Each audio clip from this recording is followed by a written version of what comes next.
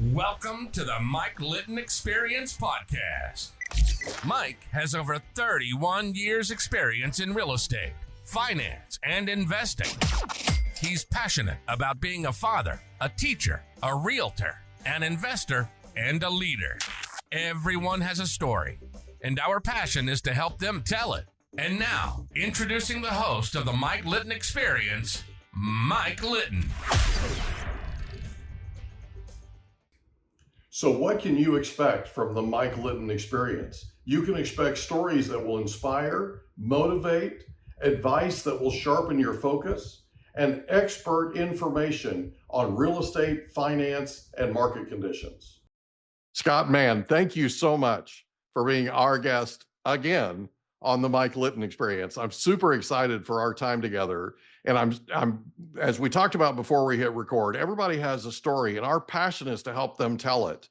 This is episode 2 with you. We already have your life story on our podcast. So for anybody that's wondering where you came from and what an amazing story you have, they can check out episode 1. Today, we want to talk about a lot of what's going on with the Scott Mann podcast, in that you just started it and you're in episode 3. I told you I listened to it this morning. I want to talk about the impact of what you're talking about with Sarah and with Duran, and specifically episode 3, and how it relates to people on the ground, like first responders, that kind of thing. Yeah. I also want to talk about The Gathering Storm, which is a book that you're working on, and Task Force Pineapple, which is the organization behind it, right? Yeah. And it's your 501c3. I want to talk about Rooftop Leadership, and I want to talk about Last Out. Rooftop Leadership, you've got an online community coming through school, SKOOL.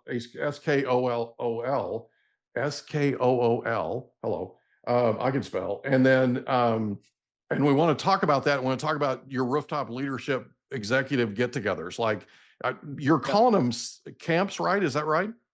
They own every room. It's like a leadership retreat at a dude ranch. Yeah, we do. And you're hanging out around a fire ring, which I absolutely love. I love that.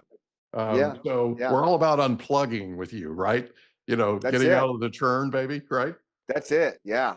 So let's talk about the first 3 episodes of the Scott Mann podcast. By the way, for anybody who hasn't listened to this, I highly recommend it. I've been reposting it. I've been trying to promote it as much as I possibly can on my end.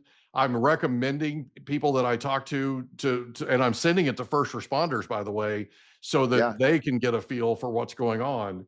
And one of them asked me specifically what we can do in terms of getting them briefed. So what I'd like to do is just talk about those first 3 episodes, talk about what we can do with first responders, specifically in terms of sort of a get-together, if you will, with Sarah and with Duran. Okay. Well, first of all, thanks for having me on again, man. It's awesome. I love seeing where the show's going. You guys are going into the stratosphere. So congrats. I mean, but it's not surprising the way you're doing it. Thank you, buddy.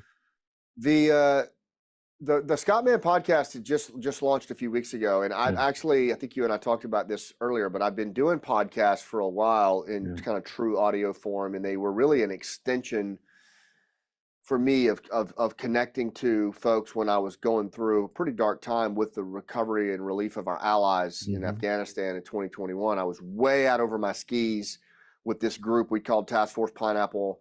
No idea what I was doing, and I found that if I just walked my half-mile driveway in Old Florida and just put my earbuds in and talked, there was some kind of solution in that, some kind of relief in that helped me. And then I just started putting it out because I'm like, at this point, screw it. Yeah. I'm just going to be honest with folks, and because I felt like a lot of other people were going through that. Yeah. And it sustained me for a year, to the point that I felt like we built an organic enough audience that people were saying, you know, you should really move to a studio format. You should have video. And so we made the decision to do it. And the through line, Mike, for ours is what you see behind me, is connect like your life depends on it. For Green Berets, that's everything. You know, when we go into a trust depleted village and the elder's tickling the trigger of his AK-47, you better connect like your life depends on it. But honestly, what I found in the 12 years after getting out is it's true for all of us. We're all social creatures. We don't have fur, fangs, or claws, and the way we navigate the world is connection. It's our superpower. So the podcast is focused on people who connect like their life depends on it. And we really unpack the power of connection. Now, the context might be national security or national terrorism, international terrorism. It might be veterans' mental health. It might be first responder issues. It might be something radically, the restoration of the American chestnut tree. Yep. But the through line is connection. So the first 3 episodes, there's so much going on right now with international terrorism and the concern of it, and what Sean Ryan and Sarah Adams and others have been talking about that I've been involved with, that I felt compelled to talk about that in the first couple episodes. And so the bottom line is this, and then I'll throw it back over to you for thoughts. But I don't know if people know this, but when we left Afghanistan in 2021, we abandoned a 20-year ally that took us that long to build an intelligence capability and a special ops capability that we felt like if that was in place, another 9/11 wouldn't happen. Yeah. Right? I mean, this addressed systemic problems from a pre-9/11 outcome. And we spent 20 years building that. And then in one fell swoop, we abandoned 99% of our in-place strategic human assets for intelligence. And we abandoned all of our special operators, commandos, Afghan special forces. So a group of veterans and others jumped into the fray, Pineapple Express and other groups. But what a lot of folks don't know is the 4 years that followed, right? The 4 years that followed that, these same individuals that answered the phone when our government just moved on and turned the page, paid for safe houses, babies to be born, medical supplies, food drops. As my friend Duke says, we were solving an Uncle Sam-sized problem with our pension funds. Yeah. And it took a massive... One operator emptied out his 529 accounts. Yeah. Yeah. All of it. And as a result of that, though, what came out of this was an unprecedented exposure to human intelligence information that would normally be reserved for the 3-letter agencies is now being provided to these veterans groups out of reciprocity. And so now they're the ones sitting on this critical information, which is about an impending terror attack. Afghanistan has reconstituted as a safe haven. The terror camps that were once NATO bases are open for business.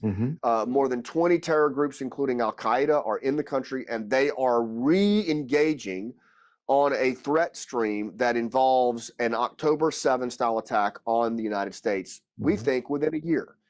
And it's going to make 9/11, in the words of legend, look like a dress rehearsal. So my first episode was with Sarah Adams, who is a former CIA targeter. She's been on Sean Ryan's show multiple times, talking about this in a real deep dive way. Then I thought, okay, if we're talking about an October 7 style localized attack, we've never seen anything like that in this country, not to that scale. I want to talk to someone that lived it in Israel. So we brought Doron Kaidar on, who is a special forces in the Israeli Defense Forces, and he gave a compelling overview of what it looks like. And then finally, I thought, okay, to wrap this up, because I want to move on to some other stuff, I want to just do first-person commentary on what this all means, taking some clips, doing some synthesis on it, and going deeper, and maybe answering things like, why am I hearing about this from a veteran and not the CIA?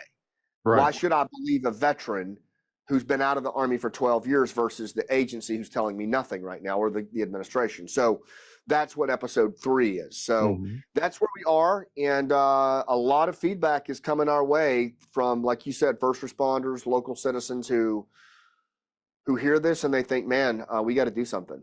Yeah. So I loved episode 1. I loved episode 2. I loved episode 3. Episode 2 was incredibly emotional. Yeah. Unbelievably. I mean, and I understand, man, he's reliving this, and it was pure evil.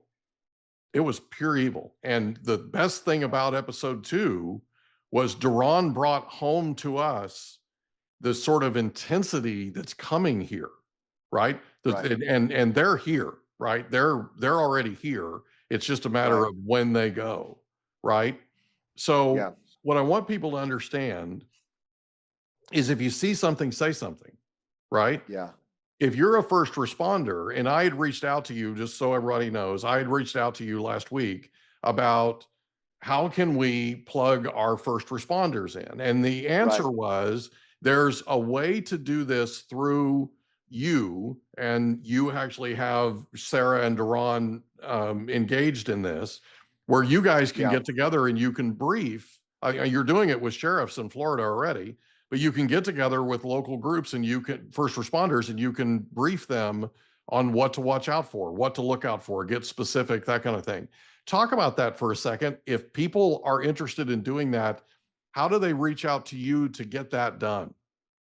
Yeah, so one of the things that I've decided to do with my life, and I've been doing it for years at our company, scottmann.com or Scott Mann Leadership, is I've kind of got two flagships in my life. One is the for-profit side, which is Rooftop Leadership and helping people make better human connections.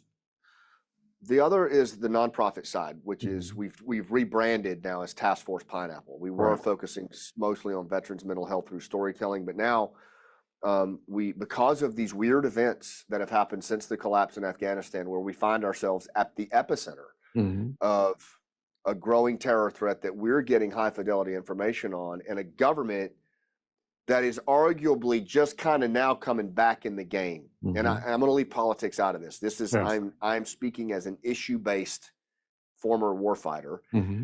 You have an outgoing administration that did the abandonment and left and didn't really show much propensity to act on the information we were providing as veterans about this reemerging threat. And you have an incoming administration that seemingly acknowledges it, wants to do something about it, but it's going to take time. Well, our assessment is that there's a very high likelihood that this strike could happen within a year. And I don't know how much our federal government will be able to interact. And if you watched episode 2, you heard Duran say the IDF is very postured for this. Local communities and governments are very focused on this. They have a fence that is state of the art in border, and they were overwhelmed with strategic surprise, and they were not ready. So imagine an October 7 style attack in 6 to 8 cities in the United States of that caliber. We're not even close to being ready for that. So at Task Force Pineapple, our 501c3, what we're focused on is, on this program, we call it the Gathering Storm, is that if this localized attack is real, and we think it is, then we want to make sure the federal government knows what we know and that we've accumulated over the last 4 years. I was just in DC working on that yesterday, and we're making progress in that front so that we can responsibly get this stuff off our MacBooks and iPhones into the hands of operatives that can handle it the right way. But also, we feel compelled to share, because this is likely going to manifest as a local attack where we live, work, and play. You know, think the Ariana Grande concert, think the Nova Music Festival in Israel where they went into the homes and frontier subdivisions and assassinated parents in front of their children. So they went into bomb shelters in IDF and police uniforms. Yes, they did, and very effectively so, and they will do that again. They've learned from it. And so all of those things are we believe in play, and we've never encountered them at that scale here ever.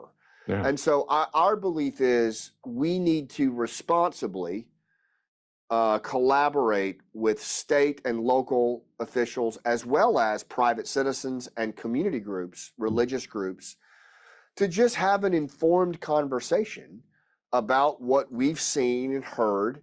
And then as veterans who we face this enemy, it's not just that we have, I think, helpful information that, you know, I ask people, if you knew on 9/10 that terrorists were going to use box cutters to slit throats and take planes down in the World Trade Center, Pentagon, would you say something? And of course you would, but would people believe you?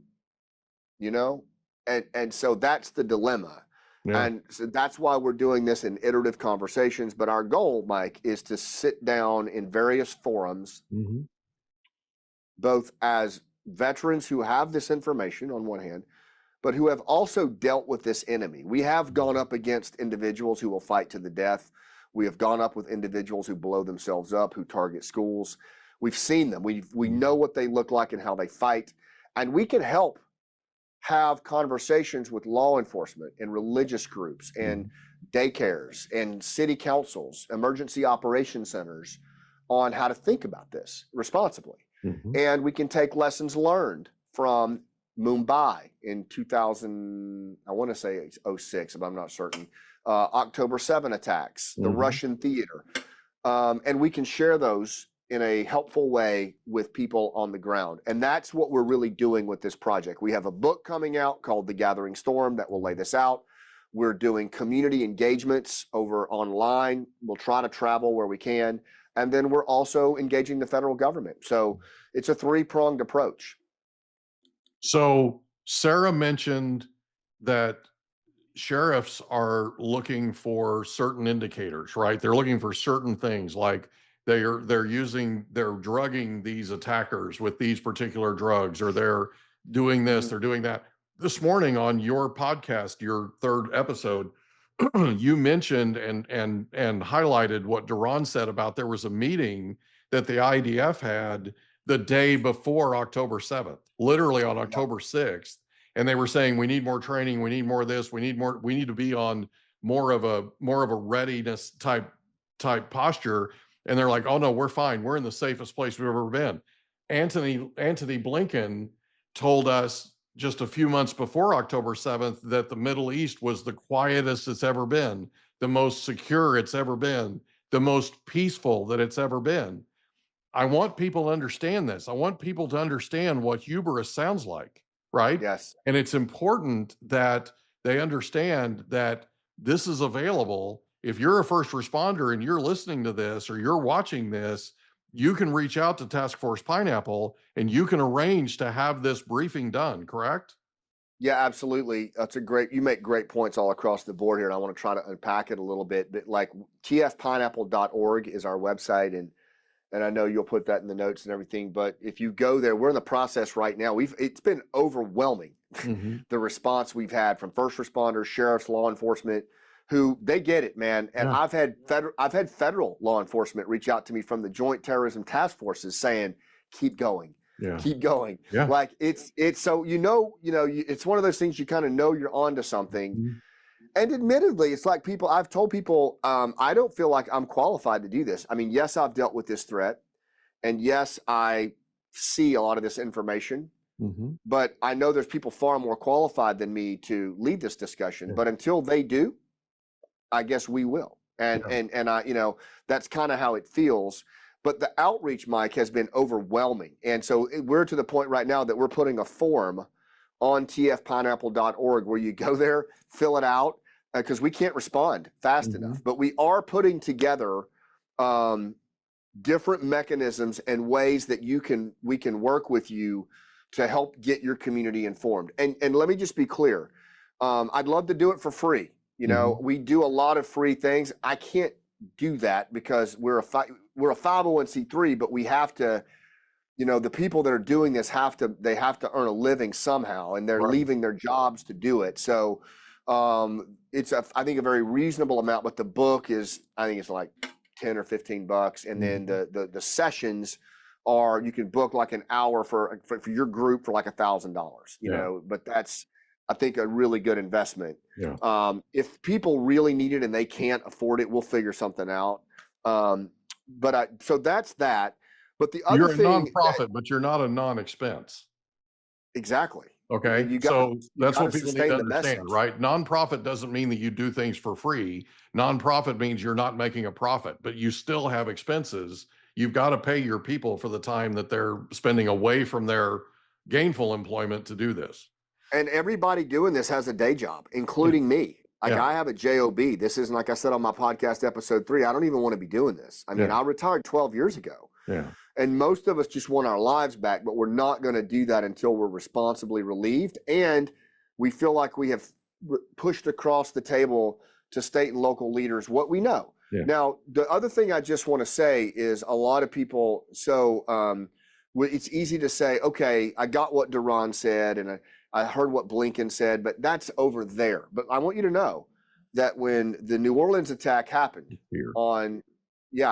I got an email that day from an individual in the greater New Orleans area who's career law enforcement. And I thought I recognized his name. And I did a double take on it, and it said, "Sir, you might remember me. I reached out to you several weeks ago and was asking for training on the Gathering Storm, and we were denied." Mm-hmm. And here we are on January 1, and it has happened. Mm-hmm. And this hubris is the enemy of all of this. Yeah. There is institutional hubris or arrogance about, well, what do those veterans know? Or we've got it. If we don't see a threat, there's not a threat. But then there's also individual and community hubris, where a lot of the folks on October 7 told me that the people in the neighborhoods did not believe Hamas was capable of this, that they did not believe that there was an attack of that scale that could ever make it into their homes. Even though they were on a war footing, they had faced hard times before. They had faced rocket attacks and terrorist attacks.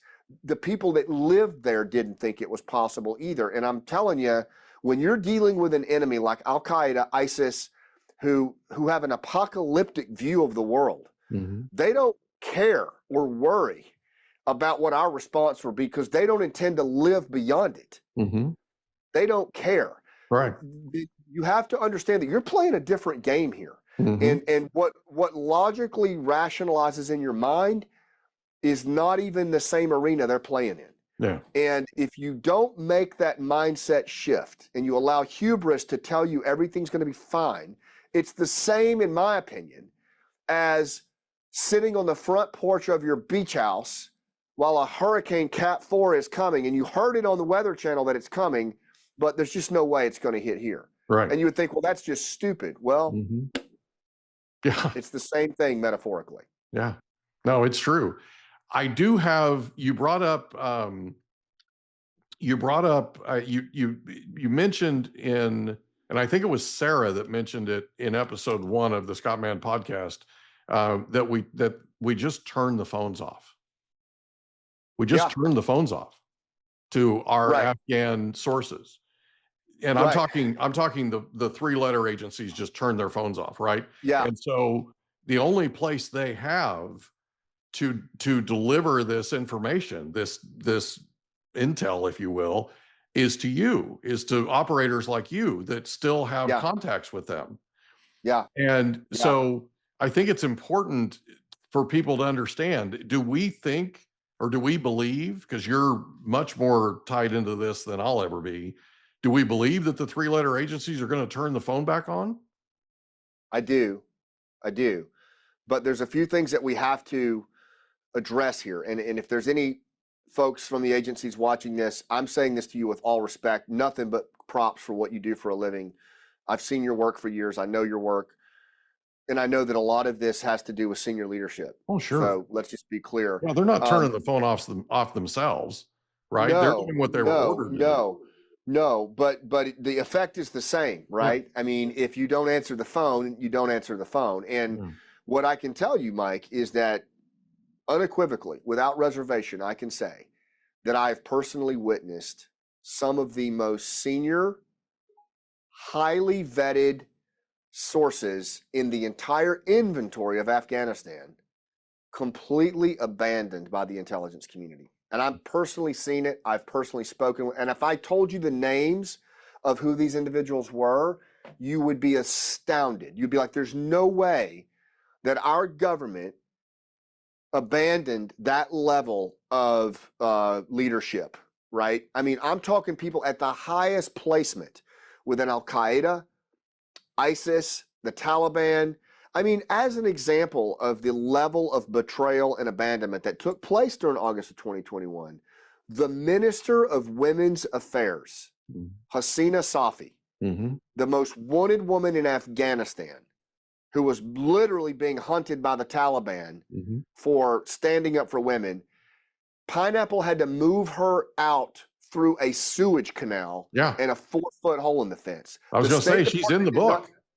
She's in the book. The State Department didn't get her. USAID didn't get her. British diplomats didn't get her. Veterans moved her and other volunteers through a sewage canal.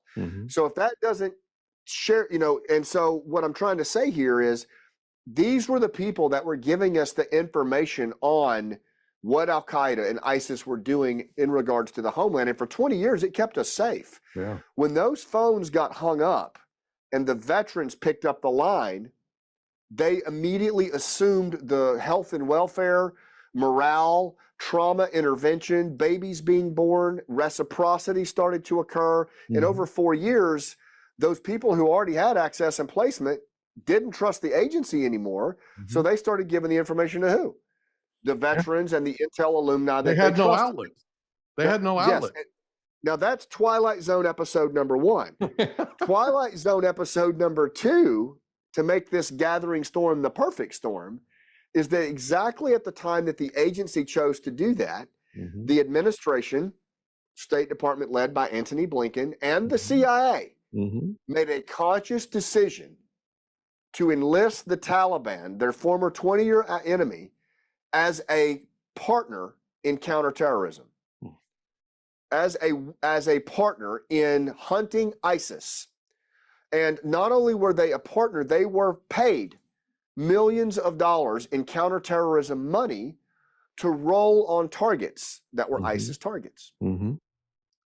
So now you've got these highly vetted sources that you had for 20 years, right?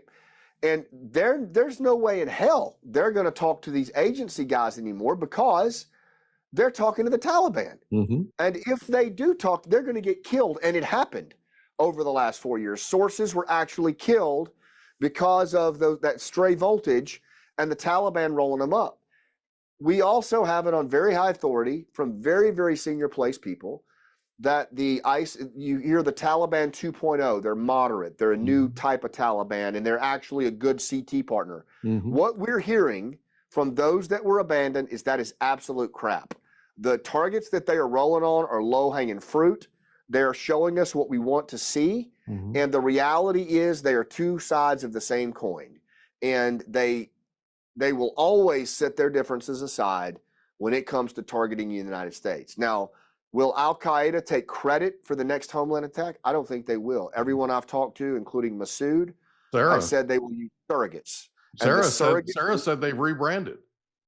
They have. Right? They have. So that they can say, oh, it wasn't us, it was some Uzbek, or it was, ISIS or whatever, right? Yeah. So just remind everybody for just a second, the attack that happened on New Year's Eve in New Orleans, who did that guy join last summer? Yeah, he was part of ISIS. And we have to also remember that typically the play that happens is when a guy or girl does a terror attack at home, the first thing they'll do is we call it a lone wolf attack, which means you immediately downplay it. Yeah. Right? It's just some crazy person that got radicalized online. It's nothing, no big deal. What we don't understand is that is a major, major move that these terror groups are doing to target vulnerable populations and have them attack at home. And as Sarah is putting out and others, it's a precursor to a bigger attack to take our focus off of that. Yeah. The bottom line is radicalism is terrorism, and it is just as effective and just as dangerous as if that individual goes over to Afghanistan and trains in a training camp. Yeah. So in some ways it's more dangerous because they're able to live among us undetected. Right. And it's just a matter of time before they're able to do something of very high impact, right? For example, there was an Afghan who was going to shoot up a polling site in Oklahoma on election day, and it didn't get a lot of coverage. But it was actually one of those abandoned sources that passed that information through third parties that guy got rolled up. Otherwise, God knows what that individual would have done. And so the point here, I guess, is that this storm is brewing. We did abandon our assets, and these veterans groups and volunteers that have the access to them are the ones that we really need to be listening to. And we need to find a way to hand this over to the feds, and we're doing that. But at the same time, I don't think we wait to have responsible conversations with state and local leaders and citizens, and that's what we're trying to do. Yeah. So if you see something, say something. Okay. If you're a first responder or you're a first responder group and you're looking to, you're looking to get briefed specifically, they reach out to TF Pineapple, TF as in task force, TF, F as in Frank, pineapple.org. Yeah. Okay. And the other thing, Oh, go ahead. I was just going to say this too, Mike, is that the bottom line is, we're not trying to put fear in people for the sake of, shock value. Like what I would say to people is, one, I do believe the next year to year and a half are the high. We hope you enjoyed another episode of the Mike Litton Experience. If you did, do us a favor, smash that subscribe button, tell your friends, family, and coworkers about our program, and wherever you get your podcasts, please leave us a rating. It helps us to connect with quality people just like you. And that's a wrap. Another episode of the Mike Litton Experience in the books. Reach out to Mike on Instagram at Litton Realty. Want to meet with Mike? Check out calendly.com/Rio760.